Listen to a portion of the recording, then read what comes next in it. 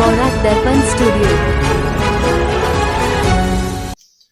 নমস্কার, নিউজ বরাক দর্পণ স্টুডিও থেকে সবাইকে আবার শুভেচ্ছা। আজকের গুরুত্বপূর্ণ খবর, শ্রীভূমি শহর সংলগ্ন লঙ্গাই এলাকায় দুঃসাহসিক চুরির ঘটনা।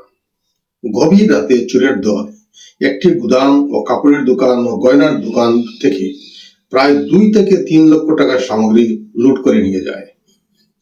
অভিযোগ, দোকানের পিছনের টিন কেটে ভিতরে ঢুকে চুরিকাণ্ড সংঘটিত করা হয়।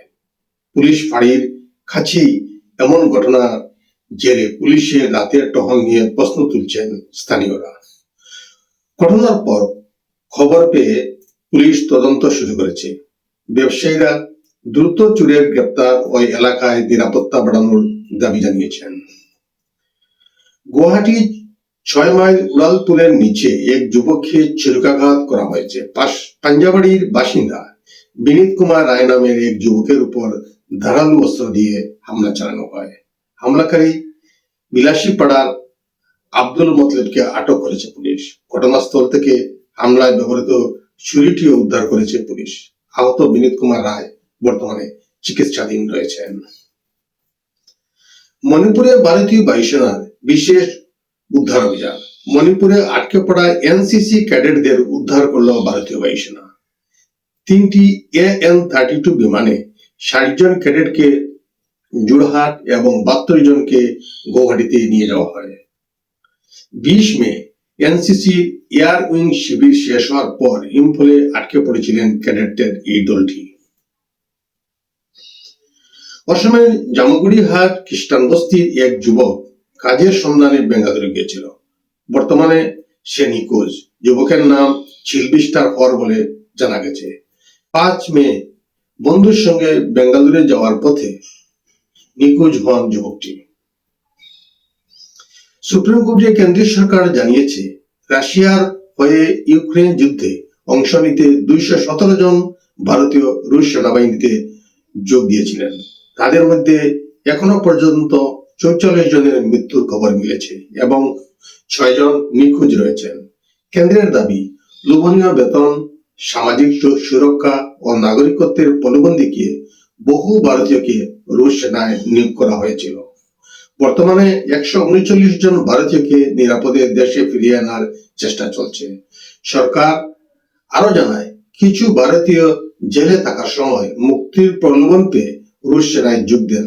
বিষয়টি নিয়ে রাশিয়ার সঙ্গে নিয়মিত যোগাযোগ রাখছে ভারত সরকার।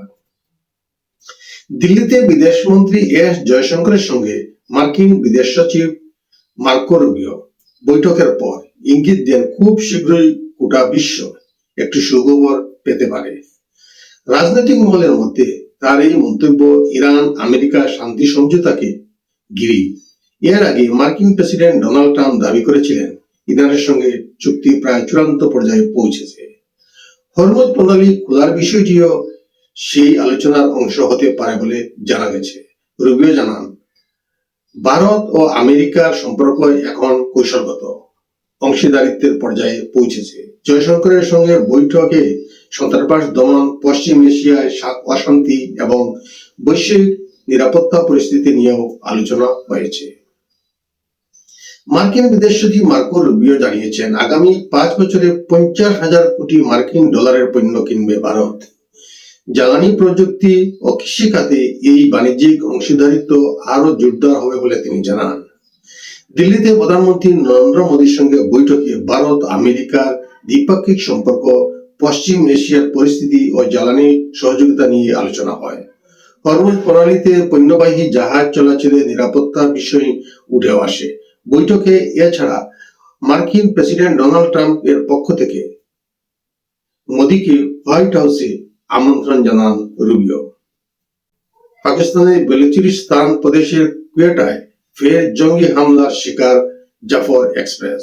রবিবার চমন ফাটকের কাছে আত্মঘাতী বিস্ফোরণে অন্তত 23 জনের মৃত্যু হয়েছে এবং বহু যাত্রী আহত হয়েছেন। বিস্ফোরণে ট্রেনের একাধিক কামরা ক্ষতিগ্রস্ত হয়, কয়েকটিতে আগুনও ধরে যায়। স্থানীয় সূত্রে জানা গিয়েছে, ট্রেনে বহু পাক সেনাকর্মী ছিলেন, সেই কারণে নিশানা করা হয়েছে বলে দাবি। বেলুচিস্তান লিবারেশন আর্মি BLA এর মজিদ ব্রিগেড ঘটনার পর উদ্ধার কাজ শুরু করেছে পাক সেনা, পুলিশ ও উদ্ধারকারী দল। মৃতের সংখ্যা আরো বাড়তে পারে বলে আশঙ্কা করা হচ্ছে। আমেরিকার হোয়াইট হাউসের সামনে এক 21 বছরের যুবকের এলোপাতাড়ি গুলি চালনায় চাঞ্চল্য ছড়ায়। অভিযুক্ত নাসাই বেসব্যাগ থেকে বন্দুক বের করে গুলি চালাতে শুরু করে। পাল্টা গুলিতে ইউনাইটেড স্টেটস সিক্রেট সার্ভিস এর অধিকারীরা তাকে গুলিবিদ্ধ করে। পরে হাসপাতালে তার মৃত্যু হয়। ঘটনার সময় ডোনাল্ড ট্রাম্প হোয়াইট হাউসের ভিতরেই ছিলেন, তবে তার নিরাপত্তায় কোনো প্রভাব পড়েনি বলে জানানো হয়েছে। ঘটনায় এক পথচারী ও আহত হয়েছেন। ঘটনায় তদন্ত করেছে ফেডারেল ব্যুরো অব ইনভেস্টিগেশন। যুবকের নিশানায় ট্রাম্প ছিলেন কিনা তা খতিয়ে দেখা হচ্ছে।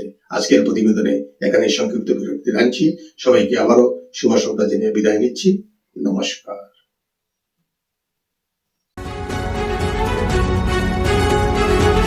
न्यूज वॉराक दर्पण स्टूडियो।